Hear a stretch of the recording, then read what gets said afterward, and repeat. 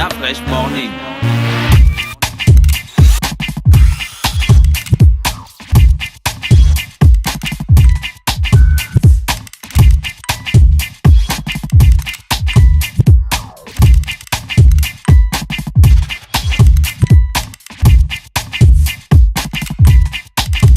UrbanFM.fm 7 décembre 2010, 7 décembre 2017, Urban FM a 7 ans. 7 ans. À cette occasion, l'Institut français et Urban FM présentent le Live by Urban spécial Urban Birthday Show. Un grand concert avec en tête d'affiche PGMFK. Le 16 décembre 2017 à 19h30 pour un droit d'entrée de 5000 francs CFA. Partenaires Traumatics et Téléafrica. Infoline 06 68 90 53. Urban FM, jamais une radio n'avait été aussi musicale. C'est quoi ta story derrière ce beau visage? That fresh morning. C'est reparti sur les 104.5 Urban FM, la station urbaine avec Mosley. Mosley, on parle de politique ce matin. Nous parlons de politique ce matin. Ça bouge du côté du PDG. Ça bouge du côté du PDG, comme je l'ai dit. Le PDG. Vous savez qu'ils sont en train de préparer leur 11e congrès ordinaire. Ordinaire ou extraordinaire? Ordinaire. Donc l'objectif évidemment étant de faire en sorte qu'ils puissent arriver à pouvoir remettre les pendules à l'heure au sein de leur formation politique. Mais comme nous l'avions signalé ici lundi... Mais est-ce que c'est pas la vie normale d'un parti politique? C'est la vie normale. D'avoir des crises internes, intestinales, comme toi-même tu dis. Je ne voudrais pas parler aujourd'hui... Comme le parti a des intestins. C'est pas tellement en termes de crise, mais je crois que c'est en termes d'idées, en termes de... Mais est-ce que tout ça ne fait pas partie de la réforme, de l'évolution de la vie du parti? Certainement. Est-ce qu'il n'y a pas un moment de l'histoire où le parti doit se regarder comme ça pour dire qu'il y a des problèmes? Ce qu'il faut surtout retenir, c'est que quand on parcourt un tout petit peu la déclaration, du moins la publication des membres de Action et Perspective pour le président de la République, on se rend bien compte que de plus en plus, il s'agit pour les membres du Parti démocratique gabonais, notamment qui se retrouvent au sein de cette formation politique, de pouvoir mettre en exergue leurs compétences sur le plan de la réflexion politique, mais également sur le plan intellectuel et des aspirations qu'ils entendent faire valoir au moment du congrès, mais également en termes de solidarité avec les populations. Parce que quand vous regardez un tout petit peu, si on passe l'histoire autour des années, on va dire 2014, 2015, on a vu quand même l'émergence d'un certain nombre de courants.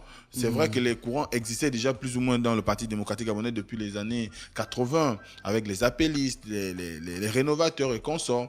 Mais on se rend bien compte qu'aujourd'hui, avec ce qui s'est passé entre le Mogabo et ce qui est devenu par après héritage et modernité, eh bien, on a vu que finalement, on est dans un environnement où il y a un certain nombre de personnes qui se sont retrouvées pour essayer d'apporter leur contribution à l'édification, à solidifier l'édifice du Parti démocratique gabonais, mais qui quand même ont des aspirations parfois en termes d'idéologie politique qui ne sont pas forcément celles que tout le monde voudrait partager. Et surtout, on ne le dira jamais assez, le Parti démocratique gabonais a un problème, c'est que la majorité de la population et même ses propres militants ont du mal à cerner clairement quelle est sa position idéologique. Et du coup, ça fait que... Mais c'est un parti démocratique.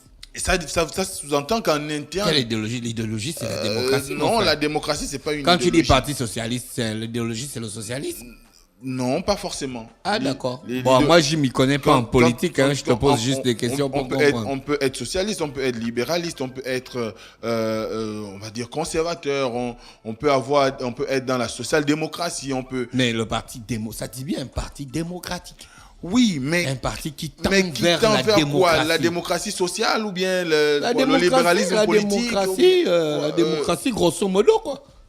On est dans la démocratie dans son stricto sensu ou l'argent. Certainement, en le disant ainsi, tu ne fais pas tort de le dire parce que c'est ce qui ressort aujourd'hui quand on regarde un tout petit peu l'expression des uns et des autres. On se rend bien compte que ce sont des gens qui se retrouvent dans un creuset, mais qui ont des valeurs à défendre. Chacun partage ses aspirations. Moi, j'ai eu dire de certaines personnalités qui sont dans le Parti démocratique qui me disaient Ali Bongo, il est à la fois socialiste et libéral. Donc, il fait il fait le mix entre le socialisme et le libéralisme. Mais est-ce que est-ce qu'au fond, les populations comprennent à quoi ça renvoie? Je ne sais pas. Vous allez trouver au sein du Parti démocrate des gens qui sont purement conservateurs, qui sont... Conservateurs, ça implique quoi? Ça implique la préservation des valeurs intrinsèques de la commune, des pères fondateurs, par exemple. Donc, par exemple, quelles valeurs que tu as identifiées? Je t'avais dit d'aller appeler un spécialiste du parti politique gabonais pour venir nous en parler. Je ne sais pas si aujourd'hui... À la veille de son congrès, il faut nous trouver un connaisseur. On va trouver un spécialiste. D'ailleurs, j'avais déjà commencé à faire des invitations à quelqu'un qu'on avait déjà invité ici, le professeur André Wilson Dombé, qui est quand même suffisamment outillé en ce qui concerne la question de l'évolution des partis politiques dans notre pays, sinon la question du débat politique dans notre pays. Donc, évidemment, on l'aura certainement le vendredi s'il évidemment il est disponible. On va formuler l'invitation à nouveau. Donc ce qu'il faut surtout dire, c'est que on évolue dans un environnement où finalement on a des gens, comme je le disais tout à l'heure, qui aspirent à un certain nombre d'idéologies. Et au sein du Parti démocratique gabonais, vous avez aussi bien des conservateurs, des socialistes, des libéralistes, des sociodémocrates, même des gens qui partagent, par exemple... aussi les extrémistes. Extrémiste, je ne sais pas. Extrémiste, quand même, c'est un peu fort. Parce que je ne sais pas si jusqu'aujourd'hui... Mais dans l'idéologie, tu peux être extrémiste dans l'idéologie. Oui, je suis d'accord, mais je ne sais pas. Tu peux être en démocratie, tu peux être un extrémiste de la démocratie. Très souvent, les extrémistes s'expriment. Ils ne sont pas comme on dirait les socialistes qui donnent plus de place peut-être au discours. Les extrémistes s'expriment. Il y a la gauche, il y a la droite dans le bas. Avec si c'est toi de la gauche, si c'est là c'est la droite. Et toi, qu'est-ce que tu fais au milieu? T'es qui, wesh? Choisis. Non, il faut qu'on vous mette le sketch pour que vous puissiez comprendre. D'abord, il faut qu'on arrête de faire ça. Est-ce que dans le PDG, à la droite, il y a la gauche? Je pourrais pas dire qu'il y a la droite et la gauche, mais je pourrais quand même dire qu'aujourd'hui, on a des gens qui sont ancrés dans les valeurs traditionnelles du PDG. Et il y a d'autres qui sont là, on va dire quelque peu pour le progrès, parce que l'objectif ici, déjà, on est sur la pente qui voudrait qu'on puisse inscrire le PDG durablement et encore et toujours dans la glossophère politique gabonaise, eh bien, on se rend bien compte que dans cette volonté, il y a des gens qui sont là pour la préservation de l'héritage du parti et d'autres qui prônent le progrès au sein du parti pour dire il faut changer de mentalité, il faut aller vers de nouveaux objectifs, il faut inscrire le parti durablement dans, on va dire, la modernité, dans le 21e siècle.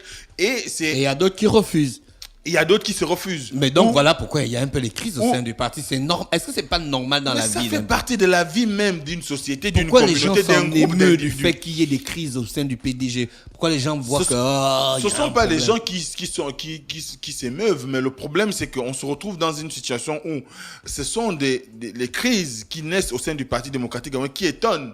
Parce que quand on Pourquoi ça étonne? Parce que quand on écoute les discours des hiérarques, on se rend bien, pour eux, tout va comme dans le meilleur des mondes, au sein de leur formation politique. Tu vois. Ils ne veulent pas reconnaître qu'il y a crise, qu'il y a une situation difficile, qu'il y a des courants, qu'il y a des gens qui ne sont plus d'accord avec, par exemple, le mode de gestion actuel, ou qu'il y ait des gens qui ne sont plus d'accord avec qu'il y ait, par exemple, une succession, on va dire, filiale au niveau de la direction du parti. Oui. Voilà, donc il y a tout cet engrenage qui fait que quand vous écoutez les discours des hiérarques, eh bien, vous avez l'impression que finalement,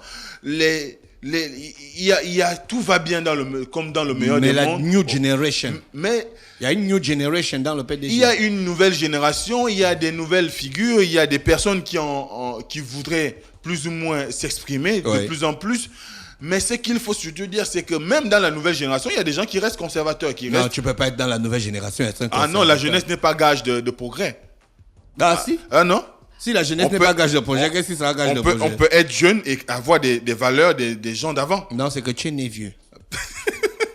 Non, moi, je suis d'accord avec Moslem. Il y a des jeunes qui reproduisent les stéréotypes du passé. Oui, les stéréotypes du passé. Voilà. Donc, on n'est pas nécessaire. Serait-ce le cas pour une certaine frange de la New Generation du PDG? Je sais pas.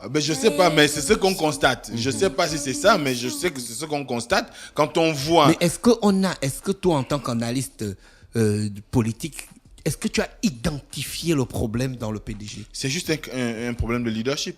D'accord. C'est juste un problème de leadership qui se pose aujourd'hui au sein du Parti démocratique gabonais. Il y a des gens qui... En gros, ça veut dire quoi? Ça voudrait dire que tout le monde veut être le calife à la place du calife. Pas forcément à la place du calife, mais ça veut dire qu'il y a des gens qui n'acceptent pas le nouveau mode électif. Peut-être pas, mais le problème aujourd'hui, c'est que tout le monde voudrait avoir un positionnement. D'accord. Il ne faudrait pas que je reste militant toute ma vie. 160... mais on a mis un système en place, non, le système des élections. Ça, c'est nouveau. Oui, mais justement, c'est depuis ça aussi, ça fait partie des choses qui créent des crises. Oui, ça aussi, ça fait partie des choses qui créent des crises. D'ailleurs, c'est la raison pour laquelle on parle aujourd'hui d'APR, qui est la nouvelle organisation. Sinon, il y a une nouvelle organisation encore qui sort du PDG. Qui est réclamée qui se dit du moins du PDG, mais quand on regarde aujourd'hui les dispositions statutaires du Parti démocratique gabonais qui n'acceptent plus qu'il y ait les courants au sein de cette formation, c'est ce qui cause problème. Mais pourquoi les gars là, ils savent que les statuts disent qu'il n'y a plus de courants dans le PDG, mais eux ils créent un courant? Est-ce que c'est un courant? Eux, ils se refusent à dire que c'est un courant. Ou un mouvement. Dans leur façon de voir, ils se considèrent plus ou moins comme un laboratoire d'idées, je crois. Parce qu'ils ont refusé... Un think tank. Un think tank, voilà. Un think tank, voilà. En fait, à force d'appeler ça le think tank, on a oublié que le truc s'appelait think tank. Voilà. Donc, un think tank au sein du parti. C'est pas mauvais, un think tank. Mais sauf que le problème, c'est qu'eux, ils se réclament comme on va dire un mouvement politique. Quand on se réclame comme un think tank politique. Quand on se regarde comme un mouvement politique, on n'est plus clairement un laboratoire d'idées, tu vois. On n'est plus en réalité un think tank. C'est vrai qu'on a quand même sous d'autres cieux des think tanks qui deviennent des petits partis, des micro-partis au sein de la grande masse, mais dans une formule où on se retrouve avec une disposition statutaire qui, notamment l'article 5 du règlement intérieur du Parti démocratique, interdit formellement qu'on ait des courants au sein de cette formation politique. Notamment depuis le clash. Oui, j'y arrive. Notamment le clash entre le Mogabo, héritage et modernité de l'époque. Donc, nous, on va d'abord vous faire suivre l'élément sur la déclaration du secrétaire général. Une minute, voilà. 1 minute 15, voilà. D'accord, ok, on écoute ça et puis on va discuter. Il n'y a pas des images pour les gens qui voient? Le lundi, les gens comme moi? 4 décembre 2017, le Parti démocratique gabonais a pris connaissance de la parution dans l'Union du jour d'un manifeste dont les auteurs, tous militants du PDG, appartiendraient à un groupe dénommé Action et Perspective pour le président de la République. Le Parti démocratique gabonais condamne avec la dernière énergie cette démarche qui relève de l'indiscipline notoire. Voilà pourquoi un avertissement est infligé aux auteurs de ce document conformément à l'article 154 des statuts. En effet, le fonctionnement actuel du Parti démocratique gabonais ne peut plus s'accommoder de ce genre de sortie intempestive, assimilable à une tentative de déstabilisation et de démobilisation ayant pour objectif majeur de faire obstruction à la mise en œuvre de la nouvelle vision du distingué camarade président Ali Bongo Ondimba. Alors Mosley, ça c'est quoi exactement? Oui, c'est cette sortie qui nous intéresse le plus parce que là, on vous a dit le lundi, on vous disait que à l'époque de Faustin Boukoubi, c'était un tout petit peu la gymnastique pour essayer de concilier les positions, pour essayer d'amener les uns et les autres à comprendre qu'il fallait faire, on va dire, profil bas quelque part, qu'il fallait garder beaucoup plus l'unité. Et là, on voit que avec Doudou Bouguenza, le style est différent. Ouais. Il réagit en la moindre situation. On a vu, par exemple, lors de l'organisation... C'est du tac au tac. Oui, on a vu, par exemple, pendant l'organisation des conseils provinciaux, comment il a réagi immédiatement à chaque fois qu'il y a eu une situation qui n'était pas de nature à valoriser l'image du Parti démocratique, mais également à rester en conformité avec l'orientation du distingué camarade de cette formation politique. Donc, évidemment, là, on voit cette sortie, elle est importante parce que pendant longtemps, on s'est inscrit dans une logique où les PDGistes ont toujours eu à briller par une indiscipline notoire, ont toujours eu à s'exprimer dans un environnement, du moins, à s'exprimer au moment où il y avait des grands rendez-vous pour le Parti démocratique gabonais qui avait pour ambition, finalement, de le réformer ou encore d'engager le parti vers de nouvelles orientations. Et souvent, ces sorties-là ont été des moments de déstabilisation pour les militants, mais également pour l'équipe même qui gère la formation politique au quotidien. Et la sortie de Bougueza a pour mission, quand on lit un tout petit peu, de dire à ces gens, le distingué camarade président a décidé de ce qu'il n'y ait plus de courant au sein de notre formation politique. Vous avez assisté récemment au conseil provinciaux, vous avez vu quelle était la teneur du message qui avait été relayé auprès des populations, mais également, notamment de la base. Eh bien, aujourd'hui, faire votre sortie, c'est vrai, ça peut apporter du grain à moudre pour nous, les analystes politiques, par exemple, ou encore les observateurs de la vie politique nationale, mais c'est pas de bonne loi aujourd'hui que vous fassiez cette sortie, surtout à un moment crucial où le parti prépare son congrès, un congrès qui est qu'on qualifie déjà de congrès d'avenir, ce qui sous-entend qu'il faudrait au minimum prendre les choses à froid, attendre d'arriver au congrès. S'il y a débat, on débattra pendant le congrès.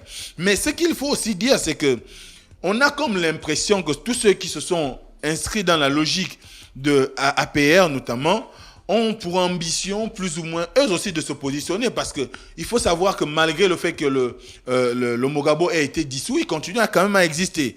C'est vrai que ces leaders disent qu'ils ne s'expriment plus au nom du Mogabo parce qu'il aurait été dissous au sein de leur formation politique. Mais quand on voit les rencontres qu'ils organisent et qu'on voit ceux qui participent à ces rencontres, on se rend bien compte que c'est le noyau dur. Sinon, c'est le noyau même du Mogabo qui persiste. Et d'ailleurs, il y a d'aucuns qui estiment qu'aujourd'hui, l'appareil étatique est au maître du Mogabo. Et je crois que l'ambition de ceux qui viennent de sortir, notamment Guy Bertrand Mapangou, Noël Nelson Messono, le fils Mamiaka, mais également Ernest Poepiga et Christian Magnagna, c'est un certain nombre de cadres aussi bien qui soient au gouvernement, qui soient Eloan Zondo par exemple.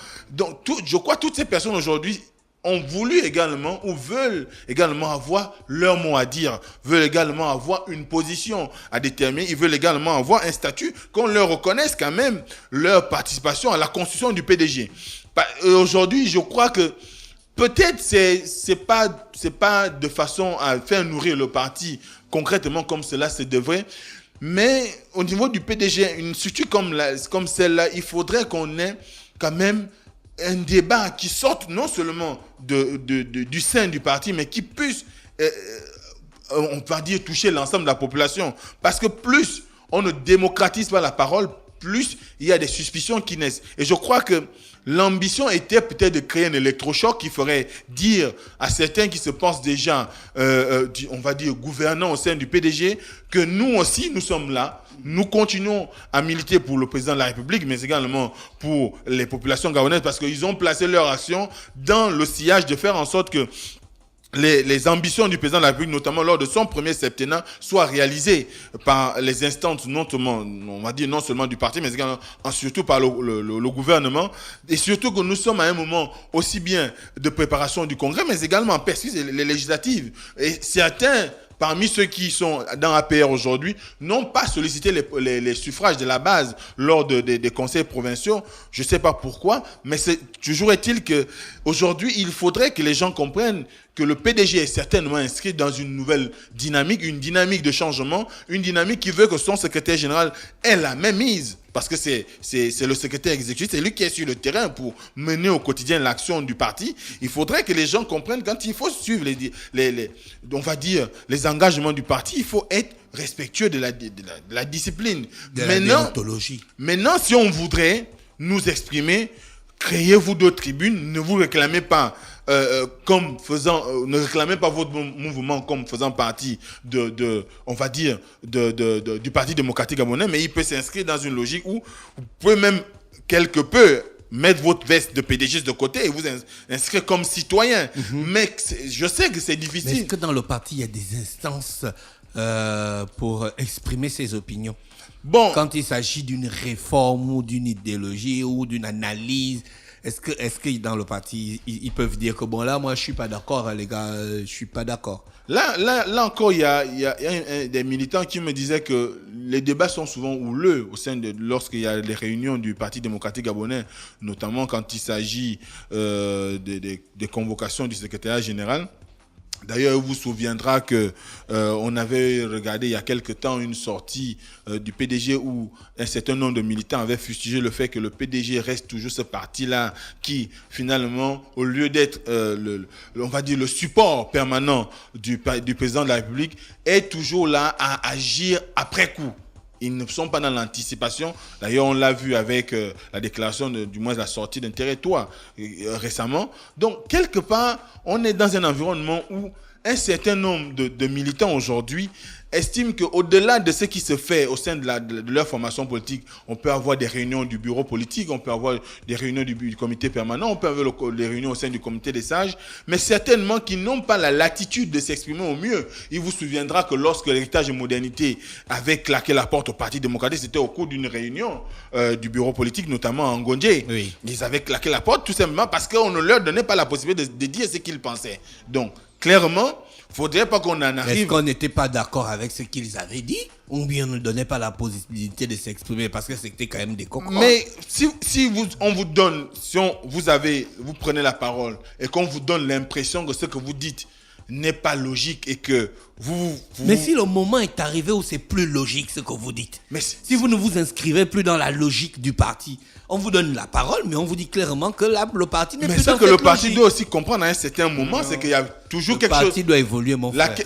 La chose la plus grande que le parti, c'est l'opinion nationale. C'est que la population elle-même pense.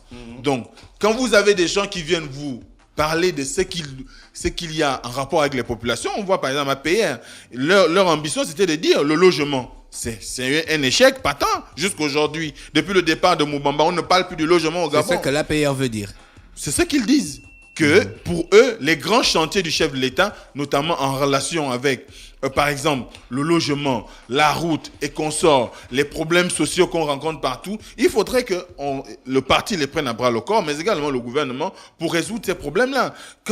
La question de la route, c'est un échec patent. Depuis on va dire, depuis le premier septennat jusqu'au début de ce second septennat, on se demande quel est l'objectif réel visé par le gouvernement, notamment l'exécutif entier, pour donner un sens à la route dans notre pays, notamment en ce qui concerne rien que le périmètre urbain de Libreville.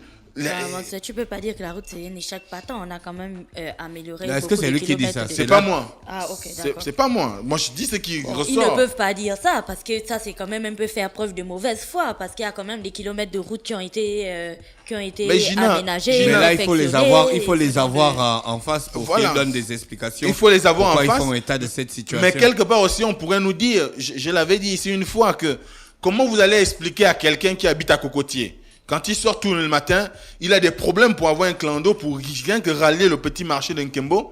Bon, Mais est-ce que c'est pas le moment de la mutation du PDG?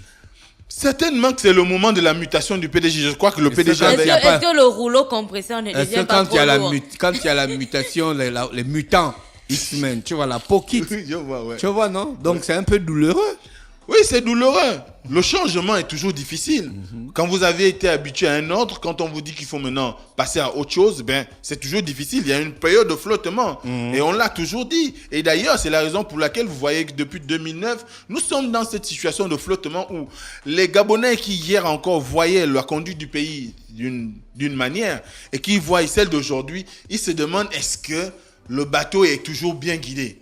Est-ce qu'on nous conduit vers un avenir? C'est la période de flottement là qui crée ça. C'est qui crée ça? Parce qu'il y a un bouleversement. Parce qu'il y a un bouleversement. Des habitudes, des mentalités, des modes de fonctionnement et même en termes de mouvement du personnel politique. C'est vrai que le changement du personnel politique n'est pas assez rapide comme on l'aurait souhaité, mais ce qui est sûr, c'est qu'il y a des têtes qui changent, il y a des choses qui bougent, mais il faut qu'il y ait une cohésion, il faut qu'il y ait une cohérence aussi dans la lecture. Il ne faudrait pas que les populations sentent que le changement c'est au profit d'un groupe, alors que la grande majorité est dans une situation où on ne lui explique rien. Est-ce que le fait de ces petites formations au sein du PDG là soit la résultante de certaines frustrations?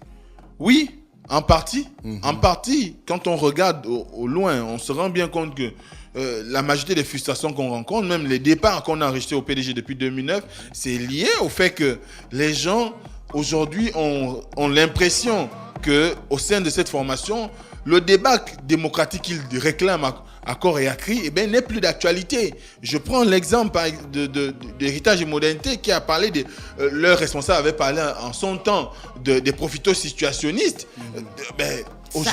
Aujourd'hui, on parle de plus en plus du fait que il y a beaucoup de personnalités qui, dans l'appareil du PDG, sont arrivés, ils n'avaient rien, ils avaient des poches vides, et aujourd'hui, ils naguent les populations au quotidien. D'ailleurs, c'est marqué dans la déclaration d'APR, il disait que aujourd'hui, on enregistre beaucoup d'arrogance par rapport à un certain nombre de dirigeants, notamment au sein du Parti démocratique, dans le gouvernement, vis-à-vis des populations. Et aujourd'hui, il faudrait qu'on inscrive pleinement l'État dans du moins l'appareil politique qui dirige l'État aujourd'hui, donc le PDG, dans un discours qui va dans le sens et des actions qui vont dans le sens de faire en sorte que le chef de l'État et ses engagements soient au centre des préoccupations des acteurs politiques. Or, aujourd'hui, est-ce que c'est ce qui se passe au mieux? Donc, moi, je voulais poser la question. Quelles étaient les réactions des APR après la déclaration du secrétaire général? Ils n'ont pas encore réagi. Là, on attend. Ils n'ont pas encore réagi parce que ça s'est passé hier. C'est hier qu'il a fait la déclaration. Elle est passée après le journal de 20h sur Gabon Télévision. Donc on attend. Ce qui est sûr, c'est qu'ils, certainement qu'ils réagiront. Mais on espère également que la réaction ne sera pas de nature à aller en confrontation avec le secrétaire général qui, lui, ne fait que présenter les dispositions en ce qui concerne les lois qui régissent le fonctionnement du PDG. Maintenant, après, il faut faire montre d'intelligence et peut-être chercher les voies et moyens pour mieux expliquer le pourquoi de leur sortie et pourquoi la création d'APR, pourquoi il faut aujourd'hui que les courants reviennent. Peut-être que c'est un besoin de faire en sorte que les courants reviennent au sein du PDG parce que cela est vital pour la vie d'un parti. On ne reste pas dans un parti en simple militant ou parce qu'on est au bureau et on attend les réunions du parti pour pouvoir faire des déclarations. Vous essayez de regarder. Le PDG, c'est un parti fermé. Les gens ont peur de s'exprimer.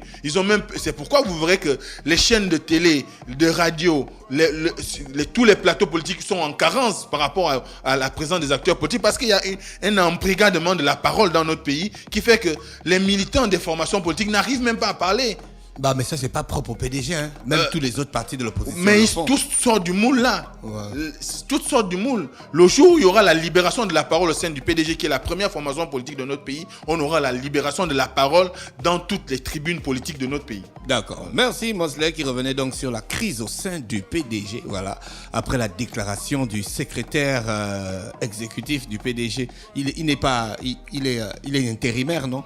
Je crois qu'il avait été confirmé, on ne sait pas. D'accord, il s'appelle... À un moment, il était intérimaire, après on l'a confirmé. Donc...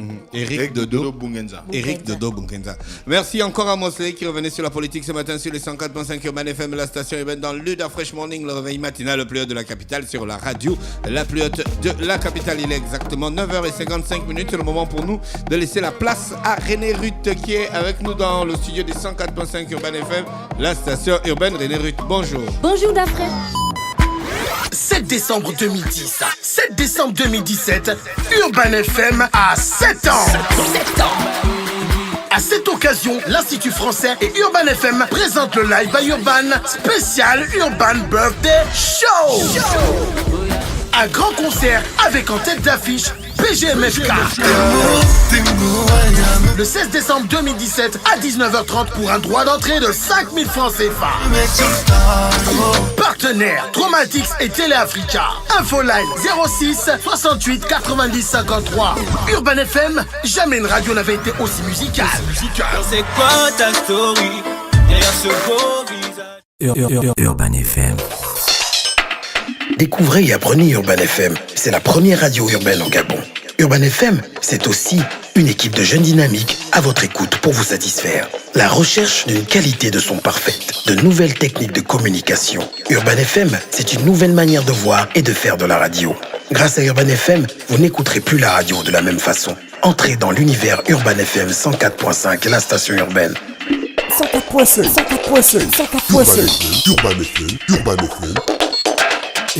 Urban FM. Star Fresh Morning.